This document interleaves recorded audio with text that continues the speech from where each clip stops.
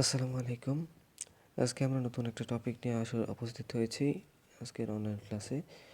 তো আজকে আমাদের টপিক হচ্ছে ইংরেজি দ্বিতীয় পত্রের একাদশ দ্বাদশ শ্রেণীর ইংরেজি দ্বিতীয় পত্রের 3 নম্বর আইটেমের use of some special words and phrases and expressions.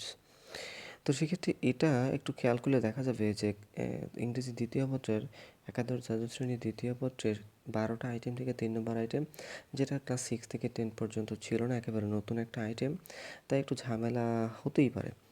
তবে আমি বলবো ঝামেলা না, মোটামুটি আমার এই ক্লাসটা ফলো করলে একেবারে সব বিষয়টুকু কনসেপ্টটুকু ক্লিয়ার হয়ে যাবে এবং 5 থেকে 5 পাওয়া সম্ভব। এখানে 10টা শূন্যস্থান থাকবে। প্রশ্ন সম্পর্কে হয়তো বা পরবর্তীতে একটা এক্সাম্পল দিয়ে পরবর্তী ক্লাসে যুক্ত করব। আজকে শুধুমাত্র আমরা শব্দগুলো এবং তার নিয়মগুলো জানার চেষ্টা করব। তো যেটা বলছি যে সেটা হচ্ছে এটা মূলত ইংরেজি দ্বিতীয় পত্রে এইচএসসিতে কোয়েশ্চেন নাম্বার 3-তে থাকে। তো আজকে আমি আছি তোমাদের সাথে। তো আশা করি পরবর্তী সময়টুকু তোমরা সবাই সাথে থাকবে। তো কথা না বলে আমরা ক্লাসে দিয়ে শুরু করতে যাচ্ছি। প্রথমে আমাদের যে শব্দটা সেটা হচ্ছে ইট ইজ হাই টাইম। এটাই উপযুক্ত সময়, মানে একটা কাজ করার এমন সময় যে এখন যদি না করি তাহলে আর কোনো সময় হবে না, এখানে শেষ হয়ে যাবে সময়। তাহলে সেরকম সময়কে আমরা ইট ইজ হাই টাইম বলে থাকি। এক্ষেত্রে এই কথা হচ্ছে যে সাধারণভাবে বাক্যের শুরু থেকে যেখানে লেখা আছে বাক্যের শুরু থেকে শূন্যস্থান থাকবে এবং পরেতে সাবজেক্ট এবং ভার্ব দেওয়া থাকবে। অর্থাৎ সহজ কথায় বলতে গেলে যে এখানে একটা এই যেটা লেখা আছে যে এখানে একটা সাবজেক্ট দেয়া থাকবে, এই সাবজেক্টটা দেয়া থাকবে এবং ভার্বের পাস্ট টেন্স লেখা থাকবে। এখন তোমাদের যেটা করতে হবে, শুরুতেই শূন্যস্থান থাকলে ওইখানে it is high time use করতে হবে। তা আশা করি বোঝা গেছে। যেমন এখানে আমরা একটা উদাহরণ লিখলাম, উই ওয়েন্ট টু কলেজ। তো সেই ক্ষেত্রে উই হচ্ছে সাবজেক্ট, ভার্ব হচ্ছে গো এর পাস্ট ফর্ম ওয়েন, তাহলে পাস্ট টেন্স। যেহেতু পাস্ট টেন্স তাহলে শূন্যস্থানে এক্সাম্পলের শূন্যস্থানে বসবে ইট ইজ হাই টাইম। আমরা দ্বিতীয় অংশে চলে আসি। দ্বিতীয় শব্দে আমার আছে হোয়াট ইফ। খুব ফ্রিকুয়েন্টলি এটা আসেই, অর্থাৎ এগুলো আসেই, 10টা শূন্যস্থান থাকে, এটা আসেই হোয়াট ইফ। তো সেক্ষেত্রে এটা একবারে সহজ। এর অর্থ হচ্ছে কী হবে এমন হলে। সাধারণত ঘটনাটা হচ্ছে হোয়াট ইফ সেন্টেন্সের শুরুতে, তারপর সাবজেক্ট, তারপর হচ্ছে অক্সিলারি, তারপর হচ্ছে মেইন ভার্ব। আমরা যদি ঘটনাটার দিকে তাকাই, নোটটা লেখা আছে বাক্যের শুরুতে শূন্যস্থান থাকবে, তাহলে আগেরটার মতো বাক্যের শুরুতে শূন্যস্থান থাকবে, গঠন হবে অ্যাসার্টিভ, কিন্তু শেষে কোয়েশ্চেন মার্ক দেওয়া থাকবে। সোজা কথা, আমরা জানি প্রায় এই যে অক্সিলারি ভার্বটা আছে, যে এই যে অক্সিলারি ভার্বটা, এটা সাধারণভাবে সাবজেক্টের আগে গিয়ে বসে, কিন্তু এখানে সেরকম না। সাবজেক্টের পরে গিয়েই বসবে অক্সিলারি ভার্বটা, কিন্তু শেষে এই কোয়েশ্চেন মার্কটা বসবে। তাহলে সেক্ষেত্রে আমরা বলতে পারি, যদি অ্যাসার্টিভ সেন্টেন্সের শেষে কোয়েশ্চেন মার্ক থাকে বা প্রশ্নবোধক চিহ্ন থাকে, তাহলে প্রথমে শূন্যস্থানে হোয়াট ইফ বসবে। যেমন এই যে আই হ্যাড ইনভাইটেড ইউ, এটা একটা এক্সাম্পল। এটা আই হ্যাড হচ্ছে অক্সিলারি, ইনভাইটেড হচ্ছে মূল ভার্ব, লাস্টে কোয়েশ্চেন মার্ক। সেন্টেন্সটা মূলত অ্যাসার্টিভ, কিন্তু এখানে কোয়েশ্চেন মার্ক দেওয়ার কোনো প্রয়োজনীয়তা ছিল না। যেহেতু দিছে তাহলে বুঝতে পারা গেলে এখানে হোয়াট ইফ বসবে। এরপর আমরা পরের শব্দে চলে আসি। পরের শব্দটাও মোটামুটি অনেকবারই আসে শূন্যস্থানে, সেটা হচ্ছে উড ইউ মাইন্ড। তো সেক্ষেত্রে উড ইউ মাইন্ডের ক্ষেত্রে আমরা যেটা দেখতেছি, সেন্টেন্সের শুরুতেই শূন্যস্থান থাকবে প্রত্যেকটা বারের মতো এখানে সেন্টেন্সের শুরুতেই শূন্যস্থান থাকবে, ভার্বের বেস ফর্মের সাথে আইএনজি যুক্ত হবে। তার মানে এখানে মূল বিষয় হচ্ছে প্রথমে একটা শূন্যস্থান দিয়ে তারপর মূল ভার্বের সাথে আইএনজি যুক্ত থাকবে এবং শেষে ডট ডট, মানে আমি অনেক কিছু বুঝাতে চাচ্ছি যে অনেক কিছু থাকতে পারে, নাও থাকতে পারে, তবে অবশ্যই একটা লাস্টে কোয়েশ্চেন মার্ক থাকবে। সেক্ষেত্রে অবশ্যই এখানে খেয়াল করতে হবে, যদি কনফিউশন তৈরি হয় তাহলে সেক্ষেত্রে এর উত্তরটা যে উড ইউ মাইন্ড বসাবো নাকি অন্য কিছু বসাবো, দেখতে হবে যে উড ইউ মাইন্ড বসায়া যদি উত্তরটা দেখা যায় ইয়েস নো দ্বারা করা সম্ভব, তাহলে সেক্ষেত্রে এখানে অবশ্যই উড ইউ মাইন্ড বসবে। যেমন আমি যদি এই সেন্টেন্সটার দিকে খেয়াল করি, এক্সাম্পলে লেখা আছে আই ইন, এটাতে আমরা আসি হ্যাভিং এ কাপ অফ টি। একটু খেয়াল করলে দেখা যাবে হ্যাভিং হচ্ছে মূল ভার্বের সাথে আইএনজি, আর কাপ অফ টি হচ্ছে বাকি অংশটুকু, কমপ্লিমেন্ট বা অবজেক্ট যাই বলি না কেন, এবং লাস্টে একটা কোয়েশ্চেন মার্ক আছে। তো সেক্ষেত্রে কোয়েশ্চেন মার্ক থাকার তো কোনো প্রয়োজনীয়তা ছিল না, যেহেতু আছে, এবং এর উত্তরটা কিন্তু আমি অডিও মাইন্ড বসাই যদি বলি, would you mind having a cup of tea, আপনি কি কিছু মনে করবেন এক কাপ চা খাবার, চা খেতে, এখানে কিন্তু ইয়েস বা নো দ্বারা উত্তরটা করা সম্ভব। তো সেক্ষেত্রে এখানে অডিও মাইন্ড বসবে। এরপরটাতে আসি। তো পরেরটাতে আমাদেরকে বলছে হোয়াটস ইট লাইক, দেখতে কিসের মতো, খাইতে কিসের মতো, চড়তে কিসের মতো। তাই আমি এখানে কিন্তু তে লিখছি, তে কেমন। ঠিক আছে? তার মানে এই অসমাপিকা ক্রিয়া যে কোনোটা বসতে পারে, তাই এখানে কোনো বাধ্যতামূলক ভার্ব নাই। যাই হোক, তো সেক্ষেত্রে আমরা এটাও দেখব যে হোয়াটস ইট লাইকটা সাধারণত সেন্টেন্সের শুরুতে বসবে। ঠিক আছে? হোয়াটস ইট লাইকটা সেন্টেন্সের শুরুতে বসবে, যেমন এখানে লেখা আছে হোয়াটস ইট লাইক, এবং মূল ভার্ব তার সাথে আইএনজি, অর্থাৎ আগেরটা যেটা ছিল উড ইউ মাইন্ড, সেটার সাথে এটা একটু মিলে যায়। এখন পার্থক্যটা হচ্ছে এখানে যদি আমি নোটটা ফলো করি তাহলে কিন্তু আমাদের ক্লিয়ার হয়ে যায়। বলা আছে বাক্যের শুরুতে শূন্যস্থান থাকলে থাকবে, এটা আগের মতোই উড ইউ মাইন্ডের মতো, সাবজেক্ট থাকবে না এবং শেষে একটা কোয়েশ্চেন মার্ক থাকবে। এখন শিক্ষার্থীরা ভেজাল সমস্যায় পড়ে যায়, এখানে উড ইউ মাইন্ড বসাবে নাকি হোয়াটস ইট লাইক বসাবে। এখন আমার কথা হচ্ছে যদি ইয়েস বা নো দ্বারা উত্তর করা সম্ভব হয় তাহলে সেক্ষেত্রে উড ইউ মাইন্ড, আর যদি সম্ভব না হয় অথবা ডিটেলসের উত্তর চাই, তখন তুমি এখানে হোয়াটস ইট লাইক লিখে দিলে উত্তরটা মোটামুটি পারফেক্টলি হয়ে যাবে। যেমন রাইডিং এ ক্যামেল, অর্থাৎ এখানে বলতে চাইছিল যে একটা উটে চড়া কেমন, উটে চড়তে কেমন লাগে। তো এখন কিন্তু এখন যদি আমি উড ইউ মাইন্ড বসাই, তো এখানে would you mind riding a camel হতে পারে, কিন্তু আমি প্রশ্নে এটার উত্তরটা নিতে পারবো না। এখন হয়তো বা শিক্ষার্থীদের প্রশ্ন থাকতে পারে, তাহলে কি দুইটাই থাকতে পারে? খুবই কমই থাকে, উড ইউ মাইন্ড এবং হোয়াটস ইট লাইক একই প্রশ্নে থাকে না, কিন্তু থাকলে আলাদা করে লিখে দিতে হবে। ওকে, আমরা পরেরটাতে চলে আসি, হোয়াইল। তা আমরা জানি হোয়াইল সাধারণভাবে এর পরবর্তীতে ভার্বের সাথে আইএনজি নেয়, তো এটা হচ্ছে এখানে মূল বিষয়। তো সেক্ষেত্রে আমরা যদি সেন্টেন্সটার দিকে তাকাই বা গঠনটার দিকে তাকাই, এখানে গঠনটার দিকে তাকালে আমরা দেখব যে এখানে হোয়াইল প্রথমে এবং ভার্বের সাথে আইএনজি, অথবা এখানে পরবর্তীতে কিন্তু এখানে সাবজেক্ট আর ভার্ব আছে। তাহলে হোয়াইল যদি প্রথমে থাকে, তাহলে ভার্বের সাথে আইএনজি যুক্ত এবং সাবজেক্ট ভার্ব থাকবে। কিন্তু যদি অথবা হিসেবে যেটা বলছি, যদি সাবজেক্ট ভার্ব আগে থাকে তাহলে হোয়াইল বসবে সেন্টেন্সের মাঝে, তবে মূল কথা একটাই, হোয়াইলের পরে ভার্বের সাথে আইএনজি যুক্ত থাকবে। ওকে, আচ্ছা, ঠিক আছে। তাহলে আমরা এবার অতিরিক্ত কথাটুকু পড়ি। সরল বাক্যের শুরুতে বা মাঝে প্রেজেন্ট পার্টিসিপলের আগেই শূন্যস্থান থাকবে, তবে তাতে সাবজেক্ট থাকবে না, সাবজেক্ট ভার্ব থাকবে অন্য অংশে। অর্থাৎ হোয়াইলের অংশে কোনো সাবজেক্ট ভার্ব থাকবে না, একটা কমা দ্বারা বিচ্ছিন্ন করে অথবা কমা দ্বারা বিচ্ছিন্ন না করে শেষ পর্যন্ত সাবজেক্ট ভার্ব থাকবে। অর্থাৎ আমি আবারও বলতেছি যে হোয়াইলের অংশটুকু প্রেজেন্ট পার্টিসিপল, অর্থাৎ মূল ভার্ব প্লাস আইএনজি হবে, ওর আগে একটা হোয়াইল বসবে, কিন্তু ওখানে কোনো সাবজেক্ট এবং ভার্ব থাকবে না। যেমন এখানে লেখা আছে আই ফাউন্ড আউট প্রবলেমস, এখন আমি বলতে পারি যে শেষে কিন্তু লেখা আছে রিডিং দ্য বুক, এই যে আইএনজি আছে রিডিংয়ের, তো সেক্ষেত্রে রিডিং যেহেতু আইএনজি আছে, তাহলে সেক্ষেত্রে হোয়াইল ছাড়া উপায় নেই। ওকে, আমরা পরেরটাতে চলে আসি। পরের শব্দটা হচ্ছে লেস্ট। প্রথমে বলে রাখি লেস্ট হচ্ছে একটা নেগেটিভ ওয়ার্ড, লিস্ট একটা নেগেটিভ ওয়ার্ড। তো সেক্ষেত্রে লিস্টের ডান পাশে বা লিস্টের পরে কোনোভাবে আর নেগেটিভ কোনো ওয়ার্ড ইউজ করা যাবে না, যেটা অনেক শিক্ষার্থীরা ইউজ করার চেষ্টা করে, সেক্ষেত্রে হবে না। আচ্ছা, এটা একটা স্ট্রিক্ট একটা রুলস, সাবজেক্ট ভার্ব এবং শেষে অনেক কিছু মাঝে একটা সেন্টেন্সকে যুক্ত করার জন্য লিস্টে যুক্ত করতে হবে এবং এখানে শূন্যস্থান দেওয়া থাকবে। তার মানে এখানে সাবজেক্টও থাকবে, শুড অথবা মাইট থাকবে, তারপর ভার্ব ইন বেস ফর্ম। এখানে মাঝে কিন্তু কিছু কথা লেখা আছে, সেটা হচ্ছে বাক্যের মাঝে দুটি ক্লজ যুক্ত করার জন্য শূন্যস্থান দেওয়া থাকবে। এক্ষেত্রে মূল কথা হচ্ছে লেস্ট অর্থ নেগেটিভ, যাতে না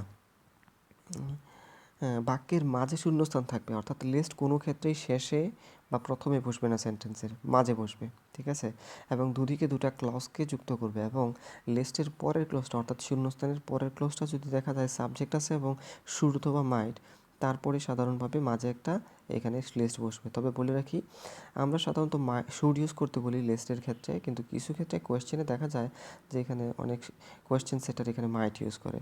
তো সেক্ষেত্রে মাইট ইউজ করলে তো আর কিছু করার নেই, তো সেক্ষেত্রে মাইট ইউজ করা যাবে, সেটা কোয়েশ্চেনের উপর depend. Full lest I should miss GPA 5।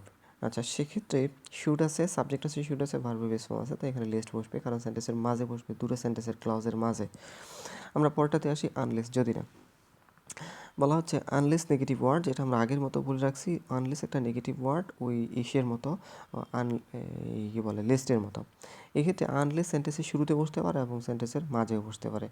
তো সেক্ষেত্রে এটা জটিল বাক্যে প্রয়োগ করা হবে এবং এর অর্থ হচ্ছে যদি না। এক্ষেত্রে আনলেসের অংশটা সাধারণভাবে শর্ত প্রকাশক ক্লজ ইউজ করবে, মানে if do not, if you do not এরকম অর্থে, এবং পরের অংশটা ফল প্রকাশক ক্লজ। তবে মনে রাখতে হবে আনলেস যদি আগে বসে তারপরে একটা কমা বসবে, এখানে যেটা লেখা আছে। আর আনলেস যদি আগে পরে বসে তাহলে কোনো কমা দরকার নাই বাক্যে। ওকে, আমরা উদাহরণ দেখি, you will fail unless you study hard. এখানে কিন্তু আনলেস লিখলে উত্তরটা হয়ে যায়। এখন একটা কথা এখানে যুক্ত করি মাঝে, সেটা হচ্ছে তোমরা হয়তো বা ঝামেলায় পড়ে যাচ্ছ যে নতুন যারা আছো, যে এগুলো তো নতুন দেখি নাই, চিন্তা করার দরকার নেই, শব্দগুলো বক্সে দেওয়া থাকবে।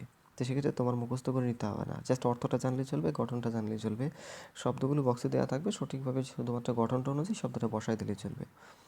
আচ্ছা, আমরা পরেরটাতে চলে আসি। পরেরটাতে হচ্ছে আনটিল। আনটিল শব্দটাও আবারও সেই নেগেটিভ। তো সেক্ষেত্রে আবারও সেই একটা নেগেটিভ শব্দ পেলাম। তো সেই নেগেটিভ শব্দের গঠনটা একটু দেখি। গঠনে লেখা আছে সাবজেক্ট। এক্ষেত্রে সাবজেক্টে ব্র্যাকেট দেওয়ার উদ্দেশ্য হচ্ছে কোনো কোনো ক্ষেত্রে সাবজেক্ট নাও থাকতে পারে। সেক্ষেত্রে মূল ভার্ব দিয়ে শুরু হবে। তো সেক্ষেত্রে তারপরে সেন্টেন্সের মাঝে আনটিল বসবে, যেমনটা আনলেস দেখেছিলাম, লেস্ট ইউজ করছিলাম সেরকম। আবার সাবজেক্ট এবং ভার্ব থাকবে শেষে। তাহলে সেন্টেন্সকে দুটো ক্লজের যুক্তকারী অংশ হিসেবে আনটিল বসবে, অথবা সেন্টেন্সের শুরুতে বসতে পারে। তবে এক্ষেত্রে সাবঅর্ডিনেট ক্লজ যুক্ত করলে মাঝে একটা কমা বসবে। তবে আবারও বলি, এখানে দ্বিতীয় ক্লজে কোনো সাবজেক্ট নাও থাকতে পারে, অর্থাৎ মেইন ক্লজের ক্ষেত্রে আনলেস ছাড়া যে দ্বিতীয় ক্লজ বা মেইন ক্লজটা থাকবে সেখানে সাবজেক্ট না দিলেও সমস্যা নেই। যেমন wait here dash I come back, এখানে কিন্তু আনটিল শব্দটা লিখলে শেষ। বলছে এখানে অপেক্ষা করো যতক্ষণ পর্যন্ত না আমি ফিরে আসি। এবার পরে লেখা আছে দ্বিতীয়টা, এখানে কিন্তু শি কামস হোম। তো সেক্ষেত্রে আই ক্যানট বি নর্মাল। তো সেক্ষেত্রে এখানে টেন্সের কোনো ব্যাপার না, দুটোই প্রেজেন্ট টেন্স ইউজ করা যেতে পারে। তো সেক্ষেত্রে এখানে বসবে আনটিল শি কামস হোম, যতক্ষণ পর্যন্ত না সে বাড়ি ফিরে আসে আমি নর্মাল হতে পারি না। ওকে, পরেরটাতে চলে আসি। পরেরটাতে হচ্ছে হ্যাড বেটার এবং উড বেটার, বরং ভালো। এর অর্থ হচ্ছে বরং ভালো। একটু খেয়াল করতে হবে। এক্ষেত্রে এটা রাইট ফ্রম ভার্বসে আমরা পড়াই সাধারণভাবে, রাইট ফ্রম ভার্বস এটা পড়াতে গেলে আসবে। তো এখানে আবারও বলে দিচ্ছি, হ্যাড বেটার অথবা উড বেটার অর্থ হচ্ছে বরং ভালো। সোজা কথা মনে রাখতে হবে, সেন্টেন্সের সাবজেক্ট এবং মেইন ভার্বের মাঝে একটা শূন্যস্থান থাকবে এবং এর অর্থ দাঁড়াবে বরং ভালো। উপদেশ দেওয়ার ক্ষেত্রে এটা ইউজ করা যেতে পারে। যাই হোক, তো সেক্ষেত্রে আমরা আগেই বলছি সাবজেক্ট এবং ভার্বের ভিত্তিরূপের মাঝে একটা কি বলে শূন্যস্থান থাকবে। যেমন ইউ হচ্ছে সাবজেক্ট, টেক হচ্ছে মূল ভার্ব। এখন এখানে কিন্তু বলছে যে বৃষ্টি হওয়ার সম্ভাবনা আছে, তোমার বরং ভালো হয় একটা ছাতা নিয়ে যাওয়ার। তো সেক্ষেত্রে আমরা কিন্তু হ্যাড বেটার লিখতে পারি, এই শব্দটা কিন্তু বক্সে থাকবে। আমরা পরেরটাতে আসি। পরেরটাতে এসে বলা আছে হ্যাজ টু। তো হ্যাজ টু হ্যাড টু মোটামুটি একই রুলস, তবে হ্যাজ টু হচ্ছে পার্থক্য হচ্ছে হ্যাজ টু শুধুমাত্র থার্ড পারসন সিঙ্গুলার ইউজ করা হয়, আর এগুলো শুধুমাত্র বাধ্যবাধকতা ইউজ করে। যেমন আমরা বলি আমাকে যেতে হবে, that means I have to go. তাকে যেতে হবে, শি হ্যাজ টু গো। তাকে যেতে হয়েছিল, হি হ্যাড টু গো। সেক্ষেত্রে এগুলো বাধ্যবাধকতার প্রকাশক শব্দ। সেক্ষেত্রে কথা হচ্ছে হ্যাজ টু বসে সাধারণত থার্ড পারসন সিঙ্গুলার প্রেজেন্ট টেন্সে। ঠিক আছে? তো সেক্ষেত্রে এখানে যেটা কথাটা লেখা আছে সেটা হচ্ছে বাক্যের সাবজেক্ট থাকবে এবং মূল ভার্বের ভিত্তিরূপ থাকবে, এবং এটা দ্বারা সাধারণভাবে একটা বাধ্যবাধকতা প্রকাশ করবে অবশ্যই। যেমন আমরা উদাহরণের দিকে যদি খেয়াল করি, উদাহরণে লেখা আছে she dash answer all the questions if you wants to get A plus. সে যদি এ প্লাস পেতে চায়, তাকে মানে সে কোয়েশ্চেন সবগুলো অ্যান্সার করতে বাধ্য। তো সেক্ষেত্রে এখানে বাধ্যবাধকতা, অবশ্যই উপদেশ নয়। ঠিক আছে? বাধ্যবাধকতা যেহেতু, অর্থাৎ কেউ যদি এ প্লাস পেতেই চায়, জিপিএ 5 পেতেই চায়, তাহলে তার সবগুলো উত্তর করা ছাড়া কোনো উপায় নেই। তো সেক্ষেত্রে সেরকম অর্থে যেহেতু বাধ্যবাধকতা, সেটা ছিল থার্ড পারসন সিঙ্গুলার, তাই এখানে হ্যাজ টু বসবে। পরেরটাতে ঠিক একই অবস্থা, থার্ড পারসন সিঙ্গুলার ছাড়া অন্য সকল সাবজেক্টের ক্ষেত্রে আমরা হ্যাভ টু বসাবো। আগের মতোই ভার্বের বেস ফর্ম দেয়া থাকবে। আমরা উদাহরণের দিকে খেয়াল করি, ইউ হচ্ছে সেকেন্ড পারসন, এক্ষেত্রে বি কিন্তু ভার্বের বেস ফর্ম লেখা আছে। তাহলে সেক্ষেত্রে পুরো সেন্টেন্সটা পড়ি, you dash be more attentive to get the meaning of the para. তো সেক্ষেত্রে এখানে বলতেছে তোমার একটু বেশি মনোযোগী হতে হবে এই প্যারাটার অর্থটা বুঝতে। তো সেক্ষেত্রে এখানে কিন্তু আমি এই ইউ সেকেন্ড পারসন পাচ্ছি, থার্ড পারসন পাচ্ছি না। আমরা আগে বলে নিছি থার্ড পারসন সিঙ্গুলার হলে আমরা হ্যাজ টু বসাই, আর অন্য সকল ক্ষেত্রে সাবজেক্টের ক্ষেত্রে আমরা হ্যাভ টু বসাই। তাহলে শূন্যস্থানে বসবে হ্যাভ টু। আমরা পরেরটাতে আসি, এটা হচ্ছে হ্যাড টু। এটা হচ্ছে আমরা হ্যাভ টু হ্যাজ টু যেটা বলছি সেটার পাস্ট টেন্স, ঠিক আছে? অতীতের বাধ্যবাধকতা। সেক্ষেত্রে আগের মতোই গঠন, সাবজেক্ট থাকবে, মূল ভার্ব দেওয়া থাকবে, তবে অতীতের সময়টাকে নির্দেশ করবে। আমরা উদাহরণের দিকে খেয়াল করলে দেখা যাবে ডিড নট লেখা আছে। ঠিক আছে? এটা অতীতকে নির্দেশ করে। আমরা পুরো দিকে, the teacher did not allow me come, তার মানে শিক্ষক আমাকে আসতে দেয়নি। খেয়াল করলে দেখা যাবে ডিড নট পাস্ট টেন্স, এবং সেক্ষেত্রে যেহেতু পাস্ট টেন্স তাহলে সেক্ষেত্রে সো। এখন যেহেতু শিক্ষক আমাকে ভিতরে ঢুকতে দেয়নি, অনুমতি দেয়নি, I stay in the class, তার মানে আমাকে ক্লাসের ভিতরে অবস্থান করতে হয়েছিল। তার মানে আমার যদি ইচ্ছা ছিল না, তারপরে আমি ছিলাম। সেক্ষেত্রে এখানে হ্যাড টু বসবে, কারণ এখানে ডিড নট পাস্ট টেন্সে আছে। ওকে, আমরা পরেরটাতে চলে আসি। পরেরটাতে বলছে লেট অ্যালোন, এটা খুবই ফ্রিকোয়েন্টলি আসে এবং প্রায় প্রত্যেকটা প্রশ্নে এটা থাকবেই এই সেন্টেন্সটা। এই গঠনের একটা সেন্টেন্স। তো সেক্ষেত্রে আমরা দেখি এখানে কী লেখা আছে। আমরা বলি যে সে বাংলায় কথা বলতে পারে না, দূরের কথা বাংলা তো দূরের কথা, ইংরেজি তো দূরের কথা, বাংলায় কথা বলতে পারে না। আর একটু সহজভাবে বললে সে আমাকে 2 টাকায় দেয় না, 200 টাকা তো দূরের কথা। এরকম অর্থে আমরা এই লেট অ্যালোন কথাটা যুক্ত করি। তো সেক্ষেত্রে এর অর্থ হচ্ছে দূরের কথা। এক্ষেত্রে সাবজেক্ট এবং থাকবে, ভার্ব থাকবে, এবং এক্ষেত্রে কম গুরুত্বপূর্ণ জিনিসটা আগে থাকবে, মাঝে একটা শূন্যস্থান, এবং পরে বেশি গুরুত্বপূর্ণ একটা জিনিস। এক্ষেত্রে জিনিস বলতে যাচ্ছে তাই বসতে পারে, নাউন বসতে পারে, ভার্ব বসতে পারে এটা। তো সেক্ষেত্রে এটা সাধারণভাবে প্রায় শেষের দিকে থাকবে শূন্যস্থানটা, সব মানে সেন্টেন্সের শেষের দিকে একটা শব্দের আগে বা 2টা শব্দের আগে বসবে। যেমন আমরা যদি খেয়াল করে দেখা যাবে দে ক্যানট গিভ মি 500 টাকা। খেয়াল করে দেখা যাবে 500 কম দামি আর 50,000 বেশি দামি। আমি আগেই বলছিলাম আগেরটা বেশি কম দামি, পরেরটা হচ্ছে বেশি দামি। তো এখানে বলতেছে সে আমাকে বা তারা আমাকে 500 টাকাই দেয় না, 50,000 টাকা তো দূরের কথা। তো আশা করি বোঝা গেছে। এর পরেরটাতে আসি। পরেরটাতে বলছে ওয়াজ বর্ন অথবা বি বর্ন। এটা ইজ বর্ণও কোনো কোনো ক্ষেত্রে বসতে পারে, তাই এখানে কিন্তু বি বর্ণ, অর্থাৎ বক্সের ভিতরে বি বর্ণ থাকলে সেক্ষেত্রে তুমি যা ইচ্ছা তাই লিখতে পারো। Is born, was born, were born, সেটা তোমার উপর ডিপেন্ড করে। সেক্ষেত্রে এটা সেন্টেন্সের রিকোয়ারমেন্ট অনুযায়ী সেন্টেন্স সিঙ্গুলার হলে সিঙ্গুলার লিখবা, এটা থাকেই। কেউ কোনো জায়গায় জন্মগ্রহণ বা কোনো পরিবারে জন্মগ্রহণ করা অর্থে ওয়াজ বর্ন লিখতে হয়। তো সেক্ষেত্রে এক্ষেত্রে শূন্যস্থানটা হচ্ছে আগে সাবজেক্ট থাকবে, তারপরে কোনো ভার্ব থাকবে না, এবং ইন অ্যাট দ্বারা কোনো অংশ যুক্ত থাকবে। ঠিক আছে, আমরা নিয়মটা দেখি।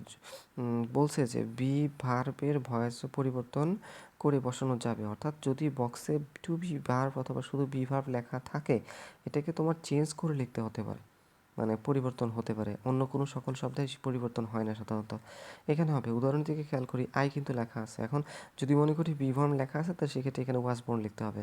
আর যদি শুধু ওয়াজ বর্ন লেখা দেয় তাহলে তো হলোই। ওকে, আমরা পরেরটাতে আসি। পরেরটাতে বলছে উড রাদার দেন। এটা একবারে সহজগুলো হচ্ছে যেই সেন্টেন্সে মানে শূন্যস্থানটা থাকবে একটা, উড রাদারের অংশটা দ্বিতীয় অংশে, মানে যদিও আমি এখানে মার্ক করছি উড রাদার দেন, কিন্তু মনে রাখতে হবে যে এখানে শুধুমাত্র উড রাদারের অংশে শূন্যস্থান থাকবে, দেনেরটা দেয়া থাকবে। তো সেক্ষেত্রে সাবজেক্ট থাকবে, তারপরে কিন্তু শূন্যস্থান দেওয়া থাকবে। ভার্বের মেইন ফর্ম, বেস ফর্ম থাকবে, দেনটা দেওয়া থাকবে। তাহলে সোজা কথা যেটা নিচে লিখছি সেটা হচ্ছে বাক্যের সাবজেক্ট এবং ভার্বের বেস ফর্ম, এর মাঝে শূন্যস্থান থাকবে, এবং শেষে, অর্থাৎ এটা অন্যগুলোর সাথে যাতে ভেজাল সৃষ্টি না হয়, তাই এখানে বলা হচ্ছে সাবজেক্ট এবং বেস ফর্মের মাঝে শূন্যস্থান, কিন্তু আরেকটা অতিরিক্ত শর্ত হচ্ছে দেন থাকবে সেন্টেন্সে, THN। তাই এখানে একটু খেয়াল করে দেখা যাবে আই আছে, দেন আছে, আর কিছু না দেখে উত্তরটা লিখলেও কিন্তু দেন হবে উত্তর, উড রাদার। ওকে, আমরা পরেরটাতে আসি। এখানে নো সোনার হ্যাট এবং দেন, এখানে আমি এটা পাশাপাশি লেখার উদ্দেশ্য হচ্ছে যে আগেরটার সাথে যাতে কন্ট্রাডিকশন সৃষ্টি না হয়, যে এখানেও কিন্তু দেন আছে, তো এখানে কিন্তু নো সোনার হ্যাট বসবে। এবার পার্থক্যটা কি, ওখানে আমরা যেটা বলছি উড রাদার সাবজেক্টের পরে বসে, কিন্তু নো সোনার হ্যাট কিন্তু সেন্টেন্সের সাবজেক্টের পরে না, অর্থাৎ আগে বসবে। তাহলে পার্থক্য হচ্ছে নো সোনার হ্যাট বসবে সেন্টেন্সের শুরুতে, আর উড রাদার বসবে সাবজেক্টের পরে। আবার দ্বিতীয় কথা হচ্ছে যে নো সোনার হ্যাডের পরে ভার্ব 3 থাকবে, কিন্তু উড রাদারের পরে ভার্বের বেস ফর্ম থাকবে। দেন কিন্তু দুক্ষেত্রেই প্রযোজ্য ছিল, এবং দ্বিতীয় অংশে ভার্ব 2 থাকবে। ওকে, আমরা যদি উদাহরণ দেখি, লেখা আছে এই যে হি আছে, ভার্ব 3 লেখা আছে, এবং শেষে দেন আছে। এখন আমি কনফিউজড হয়ে গেলাম যে এখানে আমি কি উড রাদার লিখবো নাকি আমরা নো সোনার হ্যাড লিখবো। সোজা জিনিস, যেহেতু এখানে দেন আছে, তাহলে আমরা উড রাদার অথবা নো সোনার হ্যাড লিখতে পারি। এবার এটা কিন্তু শুরুতে শূন্যস্থান, তো শুরুতে শূন্যস্থান থাকলে কিন্তু উড রাদার বসে না, তাহলে বসবে কি নো সোনার হ্যাড। ওকে, আমরা পরেরটাতে আসি। পরেরটাতে বলছে হার্ডলি হ্যাট অথবা হয়েন, হার্ডলি হ্যাট হয়েন, এবং স্কিয়ার্সলি হ্যাট হয়েন অথবা বিফোর। এক্ষেত্রে বলে রাখি হয়েন এবং বিফোর সেন্টেন্সে দেয়া থাকবে, শুধুমাত্র তোমার হার্ডলি হ্যাট অথবা স্কিয়ার্সলি হ্যাট বক্স থেকে নিয়ে এসে বসাতে হবে। তাই ওই দ্বিতীয় অংশে চিন্তা করে লাভ নেই, ওটা দেওয়া থাকবে। আচ্ছা, তাহলে এবার আমরা গঠনটা দেখি। এই শব্দগুলো সাধারণত সেন্টেন্সের শুরুতে বসবে, যেমন আমি শূন্যস্থানের শুরুতেই দিছি, ঠিক আছে। সেক্ষেত্রে সাবজেক্ট থাকবে ভার্ব 3, অর্থাৎ ভার্বের পাস্ট পার্টিসিপল থাকবে, সেন্টেন্সের মাঝে হয়েন বা বিফোর দেওয়া থাকবে আগেরটার মতোই, এবং সাবজেক্ট এবং ভার্ব 2 থাকবে। অর্থাৎ সোজা কথা, আগেরটা পাস্ট পারফেক্ট, পরেরটা পাস্ট ইনডিফিনিট দেওয়া থাকবে, মাঝে হয়েন বা বিফোর দেওয়া থাকবে। এখন তোমার সেন্টেন্স শুরুতে খালি বক্স থেকে নিয়ে এসে হার্ডলি হ্যাট অথবা স্কিয়ার্সলি হ্যাট লিখতে হবে। আমরা উদাহরণে বলা আছে I reach the college when before, একটু খেয়াল করলে দেখা যাবে হোয়েন বা বিফোর দেওয়া আছে সেন্টেন্সের মাঝে, এবং আই রিস্ক কিন্তু ভার্বের পাস্ট পার্টিসিপাল ফর্ম, তাহলে শূন্যস্থানে বসবে হার্ডলি হ্যাড অথবা স্কেয়ার্সলি হ্যাড, এটা ডিপেন্ড করবে প্রশ্নে কী থাকে। আমরা পরেরটায় আসি। পরেরটায় বলছে অ্যাজ সুন অ্যাজ অথবা যেই মাত্র।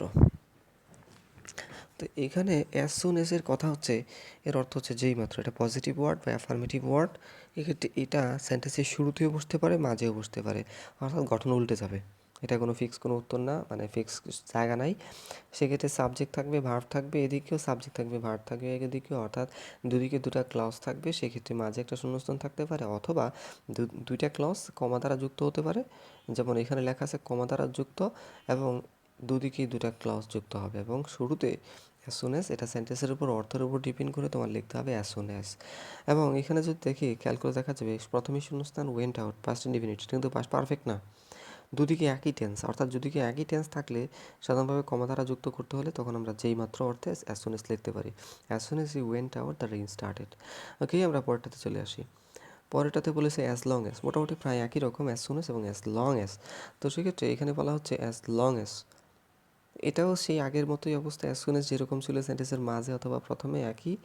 তবে এখানে টেন্সের ক্ষেত্রে একটু গ্রহণযোগ্যতার কথা আছে, বলা হচ্ছে বাক্যের শুরুতে বা মাঝে শূন্যস্থান থাকবে এবং অ্যাজ লং অ্যাজের অংশ হবে প্রেজেন্ট ইনডিফিনিট, অর্থাৎ যেই অ্যাজ লং অ্যাজের পরে ডান পাশের অংশটুকু সেটা প্রেজেন্ট ইনডিফিনিট হবে, এবং যেই মেইন ক্লজটুকু সেটা হবে সাধারণভাবে ফিউচার টেন্স বা প্রেজেন্ট ইনডিফিনিট টেন্স, যে কোনো এক টেন্স হতে পারে। আমরা উদাহরণ খেয়াল করি, ইউ উইল থাকলে থাকবে, না থাকলে না, এই জন্য ব্র্যাকেটে লেখা হয়েছে, ঠিক আছে। তবে এটা মূলত future tense. You will wait here, অর্থাৎ তুমি এখানে অপেক্ষা করবে, আমরা বলতে পারি ওয়েট হিয়ার, এখানে অপেক্ষা করো। সেন্টেন্সের মাঝে শূন্যস্থান দেওয়া থাকলেও আই ওয়ার্ক, তো সেক্ষেত্রে এটা ফিউচার টেন্স, এটা প্রেজেন্ট টেন্স, তাহলে সেক্ষেত্রে মাঝে বসবে কি অ্যাজ লং অ্যাজ। এটা নিয়ে তেমন একটা কনফিউশনে যাওয়ার দরকার নেই, সেন্টেন্সগুলো দেখলেই, কোয়েশ্চেন দেখলেই উত্তরগুলো অটোমেটিক্যালি মাথায় চলে আসবে। এখন তোমাদের কাজ হচ্ছে শুধুমাত্র নিয়মগুলো একবার খেয়াল করা। তো যাই হোক, পরবর্তী বাকি অংশটুকু আমরা আলোচনায় আনি। এটা খুব বেশি আসে, অ্যাজ ইফ থাকেই, প্রায় প্রত্যেকটা কোয়েশ্চেনে এটা থাকবেই, তো আমরা মোটামুটি নিশ্চিত থাকতে পারি। অ্যাজ ইফ অ্যাজ তো তোমরা যখন ক্লাস 9-10 কমপ্লিটিং সেন্টেন্স করেছো তখন এটা ছিল অ্যাজ ইফ অ্যাজ তো সেন্টেন্সের মাঝে বসে, এবং বাম পাশে প্রেজেন্ট ইনডিফিনিট থাকলে ডান পাশে পাস্ট ইনডিফিনিট, ঠিক আছে। এখানে ভার্ব টু লেখার উদ্দেশ্য হচ্ছে ভার্বের পাস্ট টু, অর্থাৎ ভার্বের পাস্ট ফর্ম। তো সেক্ষেত্রে মূল কথা হচ্ছে যে অ্যাজ ইফ অ্যাজ দোর অর্থ হচ্ছে এমনভাবে যেন, এবং এর দুটো গঠন আছে। একটা হচ্ছে যদি বাম পাশে প্রেজেন্ট ইনডিফিনিট টেন্স হয় তাহলে ডান পাশে পাস্ট ইনডিফিনিট, আবার যদি বাম পাশে পাস্ট ইনডিফিনিট হয় ডান পাশে পাস্ট পারফেক্ট, এই যে ভার্ব থ্রি লেখা আছে, ঠিক আছে। তার মানে অ্যাজ ইফ অ্যাজ তো কোনোভাবেই সেন্টেন্সের শুরুতে বসবে না, সেন্টেন্সের মাঝে বসবে সব সময়, এবং বাম পাশে প্রেজেন্ট ইনডিফিনিট টু ডান পাশে পাস্ট ইনডিফিনিট, আর বাম পাশে পাস্ট ইনডিফিনিট টু ডান পাশে পাস্ট পারফেক্ট। এবার আমরা সেন্টেন্সের দিকে খেয়াল করে দেখি। দ্য ম্যান প্রিটেন্ডস, একটু খেয়াল করলে দেখা যাবে প্রিটেন্স শব্দটা কিন্তু এখানে কী বলা হয়, প্রেজেন্ট টেন্স ইউজ করা আছে, এখানে ভার্বের সাথে এস বাই এস যুক্ত করা আছে। তো সেক্ষেত্রে এখানে পাস্ট টেন্স নেবার কিন্তু প্রয়োজনীয়তা ছিল না, তাহলে ইমব্যালেন্স যখন থাকতেছে তখন আমরা কী করি, অ্যাজ ইফ অ্যাজ তো লিখি, তাহলে বক্স থেকে না অ্যাজ ইফ অ্যাজ তোটা বসাই দিব। পরে লেখা আছে the man talk to me, এখানে কিন্তু টক কিন্তু পাস্ট টেন্স, আবার এখানে কিন্তু হ্যাড লেখা পাস্ট পারফেক্ট নিচে। তো সেক্ষেত্রে দুদিকে দুইটা ব্যালেন্সের ইমব্যালেন্স চলে গেছে টেন্সের। সেক্ষেত্রে এখানে আমরা জানি যে ইমব্যালেন্স যখন হয়ে গেছে past indefinite to past perfect, তখন এখানে বসবে কি অ্যাজ ইফ বা অ্যাজ তো। ওকে, আমরা পরেরটাতে আসি। পরেরটাতে বলছে not only but also either or neither নর, এটা খুব কম আসে, তারপরও আমাদের নিয়মের লেখার স্বার্থে আমরা নিয়মটা লিখছি, সবগুলো একই রকম। তবে এখানে যেটা বলছি গঠনের মধ্যে, এটা সুনির্দিষ্ট গঠন সীমাবদ্ধ নয়, যা ইচ্ছা তাই হতে পারে, যে কোনোভাবে হতে পারে। সেন্টেন্সের শুরুতে মাঝে শেষে যে কোনো জায়গায় বসতে পারে, কোনো নির্দিষ্ট শব্দ নেই। তবে এইটুকু আমরা বলতে পারি যে বাক্যে দুই স্থানে শূন্যস্থান থাকবে, এখানে একটা স্থানে শূন্যস্থান থাকবে না। আমরা প্রত্যেকটা শব্দে দেখছি যে একটা স্থানে শূন্যস্থান, কিন্তু এখানে থাকবে দুইটা স্থানে শূন্যস্থান, not only but also, either or neither নর, অথবা এগুলোর ক্ষেত্রে। তো সেক্ষেত্রে দুই দিকে একই শ্রেণীর শব্দ থাকবে। একই শ্রেণীর শব্দ বলতে আমি যেটা বোঝাচ্ছি, দুই দিকেই ভার্ব থাকবে অথবা দুই দিকে নাউন থাকবে, অর্থাৎ শূন্যস্থানের দুই দিকেই নাউন বা ভার্ব থাকবে।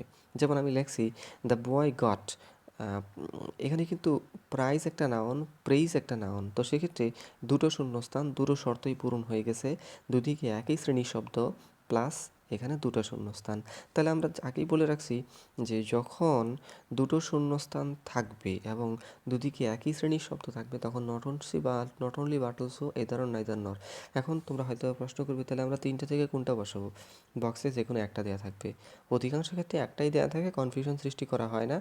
আর তবে যদি দুইটা হয় তাহলে সেক্ষেত্রে কোয়েশ্চেন সেটার অবশ্যই প্রশ্নের মধ্যে নির্দিষ্ট একটা সিচুয়েশন তৈরি করে দিবে তুমি কোনটা বসাবে, সেটা প্রশ্ন দেখলেই বুঝতে পারবে পরবর্তী আলোচনায়। যেমন এখানে আই আছে প্রোনাউন, হি আছে প্রোনাউন, এবং সেক্ষেত্রে দুইটা শূন্যস্থান, তাহলে আর কিছু দরকার নাই, not only but also, either or neither not, যে কোনো একটা লিখলেই হবে। ওকে, আমরা পরেরটাতে আসি। পরেরটাতে বলছে আইদার অথবা নেইদার। খেয়াল করতে হবে এখানে শুধুমাত্র একটা শব্দ ইউজ করা হয়েছে, হয় আইদার অথবা নাইদার, অফ অর কিন্তু নাই।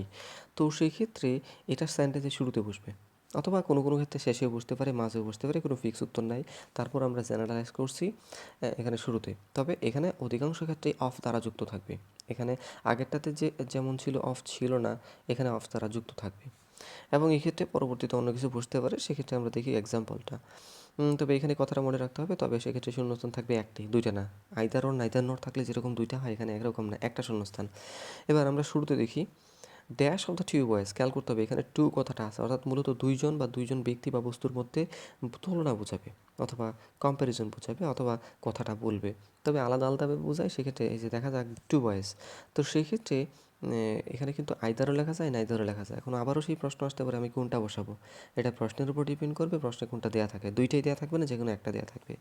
দ্বিতীয় বাক্য, খেয়ালগুলো দেখা যাবে she found dash of the books, এখানে কিন্তু টু কথাটা উল্লেখ নাই, কিন্তু যখন আমরা আইদার বসাবো, যখন আমরা নাইদার বসাবো, তখন আমরা এখানে বুঝতে পারবো যে এটা তার দুইটা বইকে বোঝাচ্ছে। আচ্ছা, গেল এটা। এবার আমরা পরেরটাতে আসি। What's it like, what does look like, মোটামুটি একই রকম, তবে শিক্ষার্থীদের অধিকাংশ ক্ষেত্রে এটাতে সমস্যার সৃষ্টি হতে হয়, কারণ দুইটাই দেয়া থাকে। যাই হোক, তো সেক্ষেত্রে দুইটা দেওয়া থাকলে মোটামুটি একই অর্থ প্রকাশ করে, তবে আমি এই পর্যন্ত যতগুলো প্রশ্ন বিশ্লেষণ করেছি সেখানে সাধারণত একটাই ইউজ করে, দুইটাই দেয় না একই কোয়েশ্চেনে। তো সেক্ষেত্রে আবারও সেই একই একটা রুলস, যে এখানে দুইটা শূন্যস্থান থাকবে বাক্যে, দুইটা শূন্যস্থান থাকবে, এবং শুরুতে এবং শেষে শূন্যস্থান থাকবে, বাকি শুরুতে এবং শেষে। ঠিক আছে, খেয়াল করে দেখা যাবে হোয়াট ইজ অথবা হোয়াট ওয়াজ, মানে এটা সংক্ষিপ্ত আকারে হোয়াটস ইট লেখছে, হোয়াটস লাইক সাবজেক্ট থাকবে, এবং শেষ পর্যন্ত লাইকের জায়গায় শূন্যস্থান, তার মানে দুইটা শূন্যস্থান শুরুতে এবং শেষে, শুরুতে এবং শেষে। এক্ষেত্রে বক্সে যেই শব্দটা থাকবে সেটাই তোমার লিখতে হবে। এবার এটা দুইটি ফ্রেজ একই অর্থে বসে, বাক্যে দুইটি শূন্যস্থান বসবে, শেষে কোয়েশ্চেন মার্ক থাকবে, অর্থাৎ এখানে কোয়েশ্চেন মার্ক বসানো থাকবেই বাধ্যতামূলক। এটা দুইজনের ডিসকাশনে বসে, অর্থাৎ এরকম যদি এই হোয়াটস ইট বা what's like, what does look like এরকম থাকে, তাহলে অবশ্যই, বা সাধারণত আমরা যে কোয়েশ্চেনগুলো সলভ করার চেষ্টা করি সবগুলোই প্রায় একটা ডায়লগ আকারে দেওয়া থাকে, অ্যাবি অ্যাবি। যেমন একটু খেয়াল করে দেখা যাবে এখানে আমি ডায়লগ আকারে লিখছি। প্রথমটা দেখলে দেখা যাবে যে হোয়াট ডাজ দ্য হাউস, তো প্রথমেও শূন্যস্থান, শেষেও শূন্যস্থান, ঠিক আছে। তো সেক্ষেত্রে এখানে কিন্তু আমি কিন্তু লাইক দিয়ে উত্তরটা করতে পারতেছি, তাহলে এখানে তুমি হোয়াটস ইট লাইক লিখতে পারো, হোয়াট ডাজ লুক লাইক লিখলে উত্তরটা হয়। তবে যদি দেখো যে শুধুমাত্র লাইক দিয়ে উত্তরটা করা আছে, অর্থাৎ দ্বিতীয় বাক্যে তো উত্তরটা দেওয়া থাকবে, অর্থাৎ প্রশ্নেই তোমার মানে লাইক শব্দটা দিয়ে একটা উত্তর করে দিবে, সেক্ষেত্রে যদি দেখো যে উত্তরটা করা আছে, তাহলে সেক্ষেত্রে তুমি এখানে সরাসরি কিছু না দেখে তুমি হোয়াটস ইট লাইক লেখা দিতে পারো। আমি ওই ক্ষেত্রে বলতেছি যে হোয়াটস লাইক লেখা আছে, আবার হোয়াট ডাজ লুক লাইক দুইটাই আছে। সেক্ষেত্রে যদি দেখো লাইক দিয়ে উত্তর করা আছে, তাহলে সেক্ষেত্রে শুধুমাত্র এই হোয়াটস লাইক লিখে দিবা। আর যদি দেখো যে শূন্যস্থান দুইটাই, এখন তুমি কনফিউজড হয়ে গেছো হোয়াটস ইট লাইক নাকি হোয়াট ডাজ লুক লাইক, তো সেক্ষেত্রে তুমি খেয়াল করবা যে দ্বিতীয় উত্তরে কি, মানে প্রশ্নের উত্তরটাতে তারা কী লিখে দিছে। যদি লুক শব্দটা আসে, তাহলে তুমি হোয়াটস ইট লাইক না লিখে কী লিখবা, what does look like. Clear concept? Okay, আমরা পরেরটাতে আসি। পরেরটাতে বলছে ইউজ টু, অতীতের অভ্যস্ততা, মানে অতীতকালে আমি একটা কাজ করতে অভ্যস্ত ছিলাম, সেরকম অর্থে আমরা ইউজ করে থাকি। সেক্ষেত্রে এক্ষেত্রে সাবজেক্ট এবং মূল ভার্বের বেস ফর্মের মাঝে শূন্যস্থান থাকবে, ঠিক আছে। যেমন আমরা উদাহরণে বললাম when I was boy of 21, যখন আমি 12 বছরের একজন বালক ছিলাম, এই হচ্ছে আই হচ্ছে সাবজেক্ট, ভার্বের বেস ফর্ম।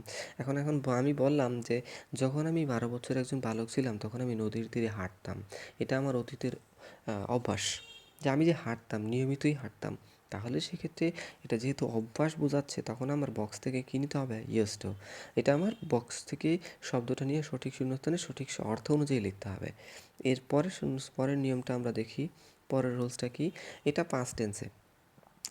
গেট অথবা গট অথবা বি ইউজ টু। আচ্ছা, এক্ষেত্রে খেয়াল করতে হবে আমরা আগেরটাতে যেটা বলছি শুধু ইউজ টু থাকলে ভার্বের বেস ফর্ম, কিন্তু যদি get use to, got use to অথবা is use to, are use to, মানে বি ইউজ টু মানে হচ্ছে am use to, is use to, are use to, এরকম থাকে, তখন আর সেরকম না। তবে এটুকু আমরা বলতে পারি আগের মতোই সাবজেক্টের পরে শূন্যস্থান থাকবে।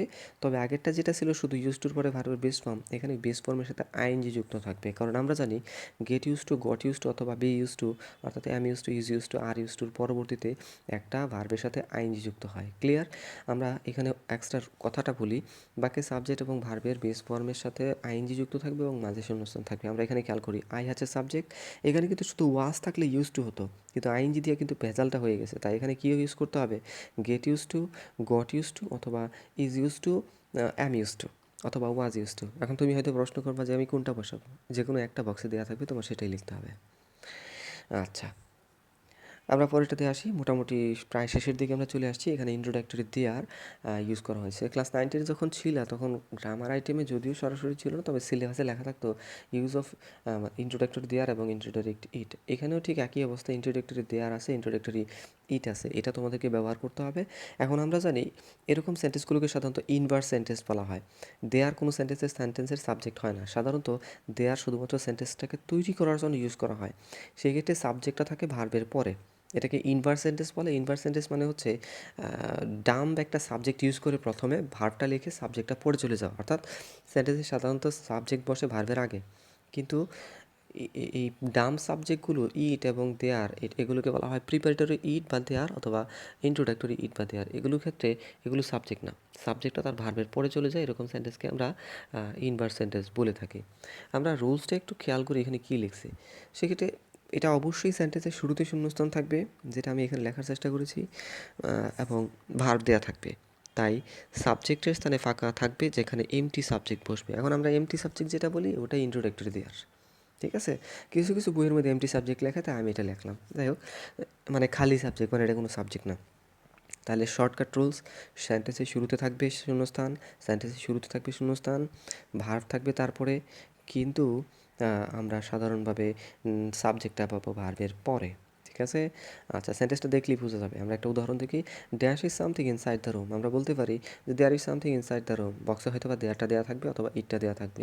দুটোই দেওয়া থাকলে দেখবা যে কোনটা দিলে বেশি ভালো, মানে শ্রুতি মধুর শোনায়। আমি যদি ইট লিখি তাহলে উত্তরটা কীরকম হয় খেয়াল করো।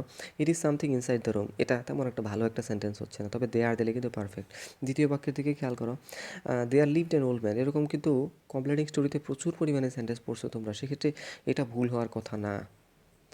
আচ্ছা, আমরা এবার শেষটাতে দেখি, প্রায় শেষের দিকে ইন্ট্রোডাক্টরি ইট। তো সেক্ষেত্রে আমরা আগে এই কথাটা পড়বো, তারপর গঠনে আসবো। গঠনে আমরা যেটা আগে দেখতেছি তারপর একটা বলে নিই, এটা সেন্টেন্সের শুরুতে শূন্যস্থান থাকবে দেয়ারের মতোই, এবং এক্ষেত্রে সিঙ্গুলার ভার্ব, এখানে প্লুরাল ভার্ব আসার কোনো স্কোপ নাই। সিঙ্গুলার ভার্ব আবশ্যিকভাবে বসবে, তবে টেন্স ভ্যারাই করতে পারে, present, past, future, it doesn't matter. আচ্ছা, বাক্যের শুরুতে সাবজেক্টের স্থানে শূন্যস্থান থাকবে, ভার্ব দেয়া থাকবে। আবহাওয়া, এই কথাগুলো গুরুত্বপূর্ণ।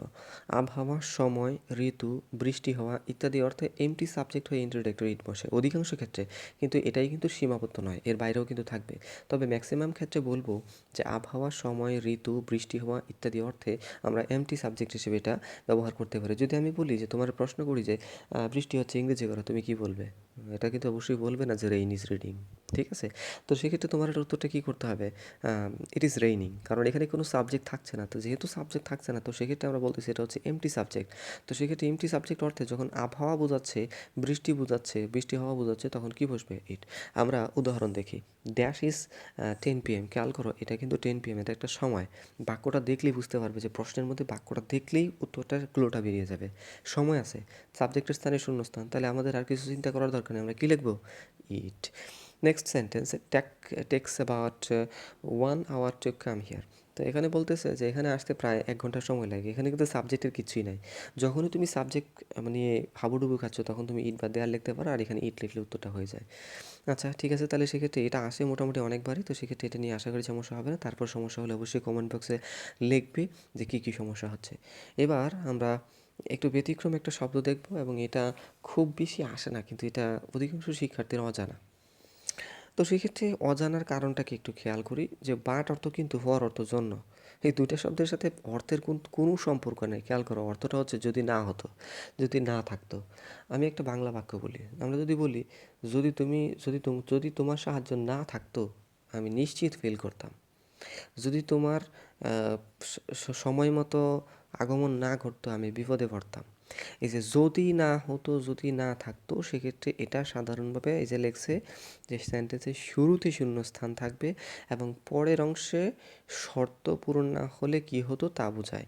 অর্থাৎ ডান পাশের অংশ অর্থাৎ পরে সাবজেক্ট এবং ভার্বের অংশটুকু যদি আমি শর্ত পূরণ না করতাম, বাট ফরের অংশ, তাহলে কি ঘটতো, ফলাফলটা কি হতো সেটা প্রকাশ করে। একটু খেয়াল করি, dash your help I would fail. খেয়াল করো এখানে লেখা আছে আই উড ফেইল, আমি হয়তো বা অকৃতকার্য হতাম। তাহলে এখান থেকে কিন্তু ফলাফলটা তারা বলে দিছে। তাহলে সেন্টেন্সের শুরুতে শূন্যস্থান প্লাস এখানে ফলাফলটা বলে দিছে, মানে বলতেছে যদি তোমার সাহায্য না হতো, না থাকতো, তাহলে আমি পরীক্ষা ফেল করতাম। তাহলে সাহায্য না থাকলে পরীক্ষা ফেল করতাম, তাহলে সেক্ষেত্রে যদি না হতো অর্থে আমরা কী লিখবো, বাট ফর। ঠিক একইভাবে ড্যাশ ইজ ইন্ট্রুশন। ইন্ট্রুশন মানে হচ্ছে কী বলা হয়, অনধিকার প্রবেশ করা, অনধিকার চর্চা করা। যেমন মনে করো দুইজন কথাবার্তা বলতেছে, হঠাৎ করে তৃতীয় একজন ব্যক্তি, আমরা যেটা বলি বাম হাত ঢুকিয়ে দেওয়া, হঠাৎ করে দুইজনের মধ্যে মাঝে গিয়ে একজন কথা বলা শুরু করলো, অনধিকার প্রবেশ, এটাকে আমরা ইন্ট্রুশন বলি। এবার বলতেছে I could complete it timely. তো বলতেছে তোমার সময় মতো প্রবেশের কারণে আমি এটা সময় মতো করতে পেরেছিলাম। তো বলতেছে তো সেক্ষেত্রে না, এটা অর্থটা উল্টো হয়ে যায়। যদি যদি না তোমার অনধিকার প্রবেশ থাকতো, যদি না থাকতো তোমার, তাহলে আমি হয়তো এটা সময় মতো করতে পারতাম, তাহলে আমি করতে পারিনি। ঠিক আছে, ওকে, তাহলে এটা ফলাফল প্রকাশ করছে, এটা হচ্ছে তার যদি না হতো। তা আশা করি বোঝা গেছে। এটা একটু ভেজাল, এই জন্য এখানে উল্লেখ করছি এবং এটা খুব গুরুত্বপূর্ণ। খুব কম আসে কিন্তু এটা ভেজাল, কারণ মনে থাকে না শিক্ষার্থীদের। তো এটা মনে রাখার চেষ্টা করতে হবে। এরপর দেখি আমাদের জন্য কি থাকতেছে। তো এই পর্যন্ত আলোচনায় আসা ফ্রেজগুলো পরীক্ষায় বেশি আসে। অর্থাৎ তোমাদের যেমন ইডিয়মস অ্যান্ড ফ্রেজের মধ্যে 700 800 অথবা ফ্রেজাল ভার্ব প্রিপোজিশনের ক্ষেত্রে 1000 বা 1200-র মতো মুখস্থ করতে হয়, এখানে সেরকম কিছু না। এখানে তোমরা খেয়াল করলে দেখবে যে মোটামুটি এই ক্লাসে যে সকল শব্দগুলো, এই সকল শব্দগুলোই আসবে, এর বাইরে তেমন একটা আসবে না। ঠিক আছে, তারপরে এখানে যেটা লেখার চেষ্টা করেছি সেটা হচ্ছে, খেয়াল করে দেখবে যে নিড এবং ডেয়ারের কথা বলছি। এটা সাধারণভাবে আসে না। তুমি যদি 100টা প্রশ্ন সলভ করো তাহলে হয়তো বা একটা বা দুইটাতে নিড বা ডেয়ার থাকতে পারে। নিডের তো প্রয়োজন, এটা দেখলেই বুঝতে পারবে নিড এখানে বসবে, আর ডেয়ার মানে সাহস করা। ডেয়ারটা সাধারণত আসে না বললেই চলে। তো তারপরেও আজকে আমরা শুধুমাত্র ক্লাসের মধ্যে যেটা আলোচনা করেছি সে শব্দগুলো কী কী, শব্দগুলোর অর্থ কী কী, এটাই তোমাদের প্রাথমিক লেভেলের শেখার উদ্দেশ্য, শিখতে হবে এটাই। এর পরবর্তী ক্লাসে যখন আসবো তখন আমরা বেশ কিছু কোয়েশ্চেন নিয়ে আসবো, যে কোয়েশ্চেনের প্যাটার্নগুলো কীরকম হয়, কোয়েশ্চেনের অ্যান্সারগুলো কীভাবে খাতায় লিখতে হয় এবং কীভাবে উত্তরগুলো সহজভাবে বের করতে হয়, সেই শর্টকাট টেকনিকগুলো প্রয়োগ করবো। আজকে যেহেতু এই ক্লাসের মধ্যে শর্টকাট টেকনিকগুলো বলে দেওয়া হয়েছে, আশা করি ক্লাসটা ফলো করলে এখান থেকে 5 থেকে 5 অবশ্যই পাওয়া সম্ভব, আশাবাদী। ঠিক আছে, তো সেক্ষেত্রে এই কথাগুলো অবশ্যই মনে রাখবে। আর অবশ্যই আমাদের ক্লাসের সাথে সংযুক্ত থাকবে সবাই, যাতে পরবর্তী ক্লাসগুলো তোমরা পেতে পারো। সে পর্যন্ত সবাইকে অনেক অনেক ধন্যবাদ। Thanks to all of you, keep learning. Okay, good bye. সব পরিশেষে সবার কাছ থেকে সবাইকে ধন্যবাদ এবং শুভেচ্ছা জানিয়ে শেষ করছি। তো আশা করি পরবর্তী ক্লাসে তোমরা অবশ্যই মনোযোগী থাকবে এবং উপস্থিত থাকবে। তো এবার যে সমস্যাটা ছিল, যে আগে বোর্ডে লিখলে একটা সমস্যা ছিল হয়তোবা, যে তোমরা বুঝতে পারতে না because of some problems in cameras, because of the focus of camera, but it does not work in this way, in this process, because I am doing it but in a different manner, with a screen recorder, and that's why it will not be unclear for you as far as it is concerned. So I hope that you will enjoy the class. If you have any question, if you have any problem about this class, if you have any question about this class, then you can ask me below the comment, or you can also give me a message in my Facebook inbox. Okay, see you again, and goodbye again. Thank you.